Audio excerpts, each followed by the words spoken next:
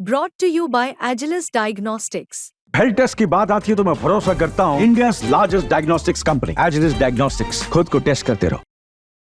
महाराष्ट्र विधानसभेचा निकाल लागल्यानंतर आता आरोप प्रत्यारोपांच्या फैरी सुरू झाल्यात। ईव्हीएमच्या मुद्द्यावरून विरोधक निकालावर प्रश्न उपस्थित करतायत। सोशल मीडियावर ईव्हीएममध्ये घोळ असल्याच्या अनेक पोस्ट व्हायरल होत आहेत। विजयी आणि पराभूत उमेदवारांच्या मतांची आकडेवारी सारखीच असल्याची अनेक उदाहरणं सध्या चर्चेत आहेत। अशातच आता संभाजीनगरमध्येही असाच एक प्रकार समोर आलाय। संभाजीनगरमधल्या 4 मतदारसंघांमधील विजयी उमेदवारांची मतं पहा। ही मतं जवळपास समान असल्याचं इथे दिसतंय। पैठणमध्ये शिवसेनेच्या विजयी उमेदवाराला मिळालेली मतं 1,32,474 इतकी आहेत। फुलंब्रीमध्ये भाजपच्या विजयी उमेदवाराला मिळालेली मतं 1,35,046 इतकी आहेत। वैजापूरमध्ये शिवसेनेच्या विजयी उमेदवाराला मिळालेली मतं 1,33,627 इतकी आहेत, तर सिल्लोडमध्ये शिवसेनेच्या विजयी उमेदवाराला मिळालेली मतं ही 1,37,960 इतकी आहेत।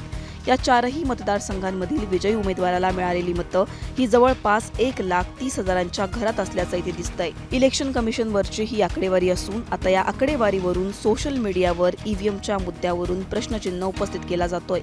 या आकडेवारीवर आता इलेक्शन कमिशन काय बोलणार हे पाहणं महत्त्वाचं असणार आहे। तुम्हाला या सगळ्यांवर काय वाटतं हे आम्हाला कमेंट सेक्शनमध्ये कळवा। मुंबई तकला तुम्ही सबस्क्राईब केलं नसेल तर सबस्क्राईब करायला विसरू नका।